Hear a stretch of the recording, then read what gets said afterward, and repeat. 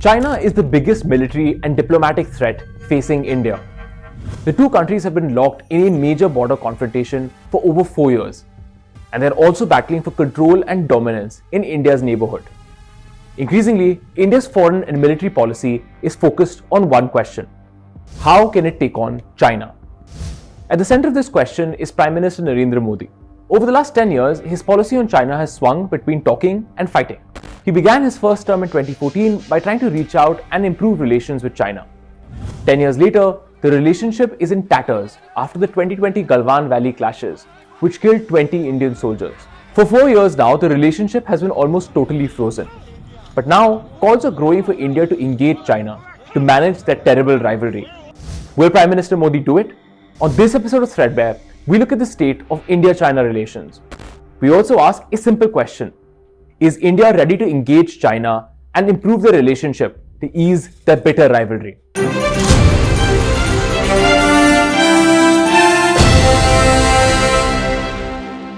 Let's start in 2020. In April and May that year, Chinese troops began a coordinated campaign to move into disputed territories with India across the line of actual control, which divides the two countries. These troops began to occupy lands across the northern sector of the line of actual control that India has claimed in the past. While India and China have had border troubles, this was the most brazen border violation by China in decades. Soon, the two sides were locked in a standoff at the border. In June, 20 Indian soldiers died in the Galwan Valley after they were ambushed by Chinese troops. The Galwan clashes effectively broke India's relationship with China. New Delhi and Beijing deployed massive numbers of troops at the border in a major military confrontation. India took several measures to punish China. Firstly, on the economy, India banned several Chinese companies and apps, most notably social media platform TikTok. It also barred Chinese companies from investing in some Indian firms, stopped them from bidding for road projects, and also blocked imports of power equipment. Over the last few years, India's government has also introduced a series of measures to cut the country's dependence on China for imports. On the world stage, India has become closer to a coalition of powers led by America, which aims to restrict China's power and influence. Even 4 years after the Galwan clashes here in 2024, not too much has changed. While the border crisis has eased in several hotspots, tens of thousands of troops remain deployed there. India has embarked on a major campaign to improve its infrastructure on the border so it can compete with China. China is easily among the most unpopular countries in India, and political dialogue between the two countries has stalled, since India has made clear that China has to resolve the border issue before things can improve between them. All in all, relations are in a pretty bad place. But is that steadily changing? Increasingly, there are signals that India may be considering a slight change in its approach to China. In an interview with Newsweek recently, Prime Minister Narendra Modi said India's relations with China were important and significant. Indian Defence Minister Rajnath Singh recently called for good relations with India's neighbours and stated that border talks with China were going well. And after a long spell of absence, China finally appointed an ambassador to India. Besides this, there has been a marked increase in lower-level engagement between the two countries. Now, a number of experts argue that reducing tensions and engaging with China might actually be a good idea for India. China has actually repeatedly called for an improvement in ties with India. But its terms are clear.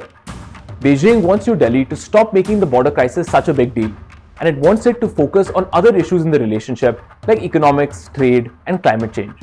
So with these terms, will Prime Minister Modi's government agree to try and improve relations with China? Well, just to begin with, there are actually a few good arguments for reducing tensions with China and improving the relationship.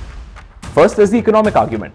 Despite the Modi government's efforts to cut India's reliance on China, bilateral trade has actually boomed.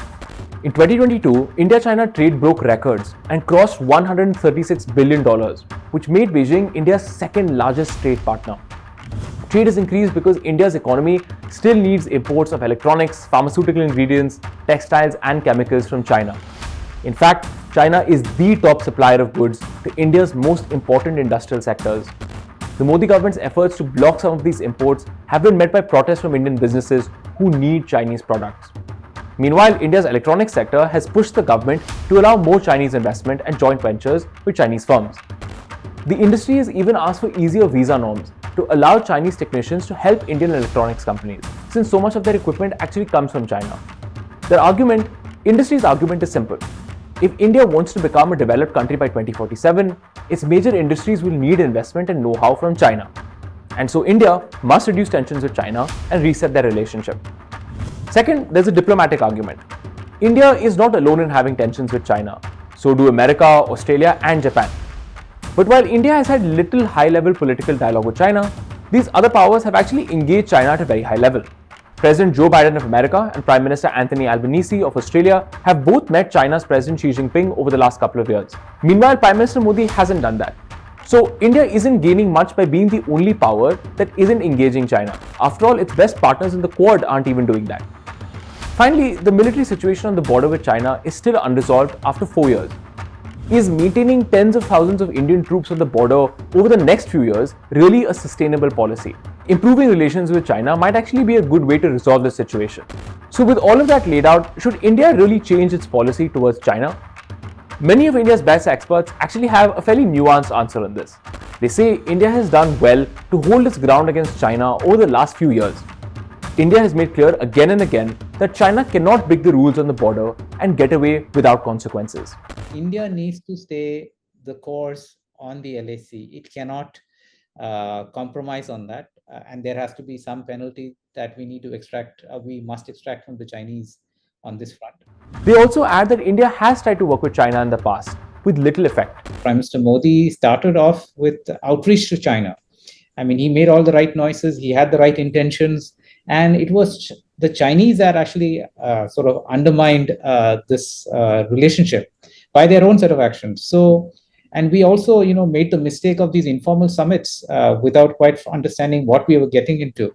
So these experts believe that India's policy of holding back a full normalization of relations until China behaves itself on the border is actually a pretty sound strategy. They also argue that the India-China rivalry isn't going anywhere. As we've seen in countries like the Maldives, China has a systematic policy of undermining India in South Asia. It also cooperates and encourages bitter Indian rivals like Pakistan. So more engagement and cooperation isn't going to change that. But these experts also argue that India could make some smart changes in its China policy. For example, in particular cases, allowing economic cooperation with Beijing might not actually be such a bad idea if it helps Indian companies and doesn't compromise national security. We don't have to be so difficult on visas, those visas, and opening up to Chinese technicians or investments within reasonable limits is actually in our advantage. And the Chinese are desperate for the Indian market. The Chinese economy is in a state, so we should be able to take advantage of the fact that the EU and the Americans are putting pressure on the Chinese economy. So using India's growing economy as a leverage against a desperate China could actually be a way to get Beijing to change its policies. Secondly, more transparency about the Chinese military's activities on the line of actual control and its demands would also be helpful. Ever since 2020, the Modi government has actually tightly controlled information about the crisis on the border. My own preference will be more openness. We need to discuss problems in Parliament and outside. I think that kind of visibility on our China policy debate within the larger strategic community as also in Parliament has been missing somehow. Changing India's reactive policy on China and taking the initiative in terms of political and military moves on the LAC might also be a good idea.